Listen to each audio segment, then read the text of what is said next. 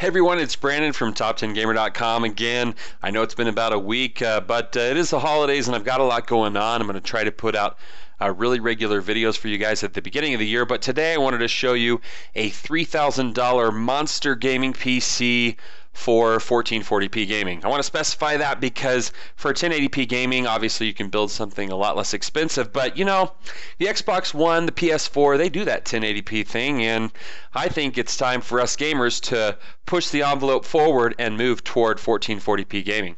Okay, so before we jump into the build, I thought I'd start a little controversy here and just ask you guys whether you think this is the last generation of console gaming. Now, I know that that is going to be a very sensitive subject for some of you, but just stick with me here because as technology improves, we only go toward bigger and better things. Think about the tablet and mobile devices, integrated graphics that will occur, the improvements in integrated graphics for mobile devices that will occur in the next 5 years before the next consoles come out. Surely they'll be able to play the 1080p games that are on the PS4 and the Xbox One right now, which presents a challenge for both Microsoft, PlayStation, and even Nintendo as well. And going forward, there's another challenge, which is the SteamOS, a free Linux-based operating system that allows us PC builders to put together a machine for cheap that has little effect in the background and really allows a completely independent open platform. Now, this would essentially allow you to have your own PC console type thing, right? Because you could, if you wanted to, you could still play with those controllers, except for every manufacturer out there would be vying for your attention, right? Now you're pitting the best companies against each other to come up with one good controller. That only means good things for those who prefer that way of gaming. In addition, think of all the other devices. Think of the camera, think of the Kinect 2 that are on our current consoles. Think what could be made by an independent manufacturer in terms of that. Headsets that go along with your SteamOS system, chairs and ways of walking, you know, with your PC games or whatever people can come up with. It's really an exciting time for PC gaming because as PC gaming, some people have mentioned that it was waning, the popularity of it over the last few years.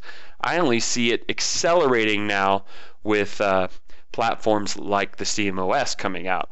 Okay, so now that's over. Go to my write-up at the end of this video, and it's in the description below, and vote on whether you think console gaming is going to be here in the future or not, or whether it'll evolve or whatever's going to happen. I'd love to know what you think in the comment section here in the write-up on my Facebook page, wherever you go. Let's jump into the build and talk about the processor that we've chosen for this $3,000 gaming PC build. And you might be surprised that from our $1,800 build to this one, it hasn't changed. And the reason is because we're still going for 1440p gaming. I'm going to put a link in the description below of an article that shows that the i7-4770K is as good as it gets right now as we know it for 1440p gaming. You shouldn't go with an AMD processor here because we need to have PCI Express 3.0 support. It really helps with the dual GPU setup.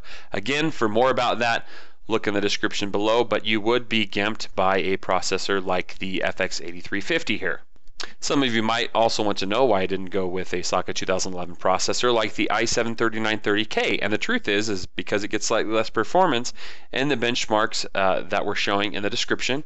And not only that, it costs a little more as well, so saving that money allows us to put more money towards our graphics card, and we'll probably save on our motherboard as well. Now, you could make the argument going forward that having the additional cores, a 6-core CPU instead of a 4-core, is going to be really important in the future, considering that the Xbox One and PS4 systems are 8-core units and that game developers will be utilizing more cores in the future. You're absolutely right. However, the i7-4770K does have hyperthreading, which allows it to use 8 threads when performance mandates it. So, I think you're going to be more than fine with the i7-4770K for the next few years, and it's the one I'd go with at this price range. For graphics card, I'm recommending you go with a dual card configuration of 780 Ti.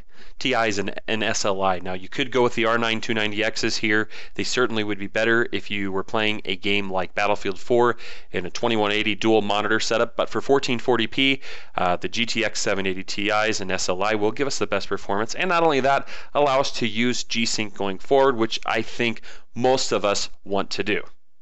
For power supply, we're going to go with the Seasonic 1000 watt Platinum power supply, one of the better power supplies out there. It has a 7-year warranty. Technically, you only need around 700 watts for this particular build, but I don't think you really want to push it when it comes to such an expensive build. You ought to get yourself something that you can use for several years and something that goes beyond what you need. And in my opinion, for this particular build, 1000 watts certainly does that for us. Now, a Platinum power supply that's energy efficient is also going to save you a lot of money, not only in this build, but maybe the life of your next build as well. So when it comes to this build, don't skimp on the power supply at all. I think this one is available for just over $200, so you can go with it or maybe a higher end Corsair model and you do just fine. Okay, for motherboard, we're going to go with the Asus Hero motherboard. This is the Maximus Hero, and it's got all the features you need and all the overclocking features that most anybody would need unless they're trying to break a record. If you guys want to go with those Maximus 6 Extreme boards that are like $400, you go ahead and do that, but I think for the most part that's a waste of money. So again, go with that Hero 6 board at around the $200 price point. For case, we're going to go with the Fractal R4. It's a super quiet case, and this is probably a pretty loud PC, so seems like the best option here. If you want to go with something extreme that looks like a gaming PC, I recommend that half-X full tower, the USB 3 option one. Looks really fantastic. For hard drive, we're going to go with one of the fastest 72 RPM hard drives available, the Western Digital Black Edition, which is also their higher end model. So you get a better quality hard drive that's super fast for all your files.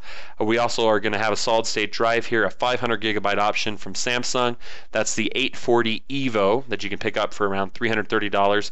I also think you can get a 1 terabyte edition for around $530. So if you want to go $200 above, you can save yourself a little money in terms of the price and the capacity that you get. Now, we're also going to go with a Blu-ray drive from Asus. You could stick with a standard DVD-ROM drive if you wanted to here. However, it seems like with a good 1440p IPS monitor, that watching movies on a machine like this would just be amazing. So we're going to go spend the extra 30 bucks and go with that Blu-ray drive, but again, that's something you can change out if you want to. And for our CPU cooler, we're going to go with the Corsair Hydro H100i. That's the best non-custom kit available. It's really easy to install and really is very effective in cooling your CPU so you can give it a solid overclock. Okay, that's all for the build, but I'd still love to know what you guys think about my console gaming viewpoint. Do you think that this is the last generation for consoles?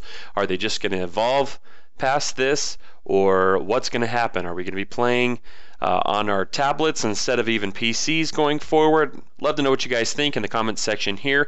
You can also reach me at facebook.com/TopTenGamer and go vote in the write-up that I put in the description below. Love to know what the majority thinks about PC gaming and console gaming going forward. Hope you guys like this video. If you do, like and subscribe as always, and we'll see you next time.